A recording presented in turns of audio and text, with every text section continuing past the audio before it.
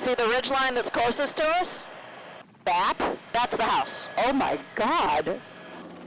50,000 square feet of living space, it was once the dream home of Ann and John Bender, a Wall Street whiz who made more than $80 million before he was 30 years old. It was love at first sight for both of us. He was everything that to me symbolized a future with a capital F. And their future, they decided, was here in Costa Rica. In 1998, they bought 5,000 acres of rainforest and built a sanctuary for wildlife. It was a sanctuary for the Benders as well. Both had struggled over the years with depression, says John's friend, Pete DeLisi. John and Ann had problems that money just couldn't fix. The sanctuary brought electricity, water, and jobs to the area, but some locals resented both the Benders and their money. In the rainforest, they relied completely on one another, according to reporter and CBS News consultant Ned Zeman, and their problems grew. Depression was an immense bond between them because it's a very isolating disease and people tend to retreat from it, pull away from society. By late 2009, they were spiraling down. Ann stopped eating. John was suicidal.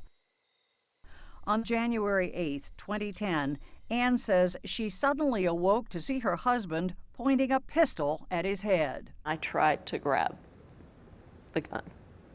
Were you able to get it? No, I was able to get my hands around his, and the gun slipped, and it went off. Investigators found Bender in bed, sheets up, eyes closed, earplugs in, and they became suspicious right away. They didn't believe Ann's story of a struggle, and to her shock, charged her with murder. You had no role in this whatsoever? None. I tried to stop him. Ann Maxine Patton. She is being tried before a 3-judge panel in a case where forensic evidence is key. I'm telling the truth. Okay, what we can do is that we put this thing in front of the camera. So key that 48 Hours hired world-famous forensic experts Richard and Selma Eikelenboom to review it and reconstruct what happened that night. Looking at this investigation, how would you grade it? Very poor. They say investigators made a series of mistakes, not even fingerprinting the gun. Mistakes all based on one preconceived idea. Pathology report is very straight from the beginning. This is a homicide. This is a homicide, and let's prove it's a homicide.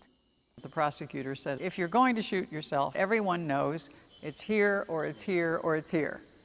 Well, that's completely unscientific. If that's an example of the logic they used in this case, then I'm really very worried.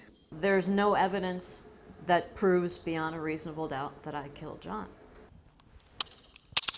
The Eikelenbooms tend to agree, saying their experiments much more closely support Ann's story that this was a horrible accident than the prosecutor's theory that she murdered her husband in his sleep.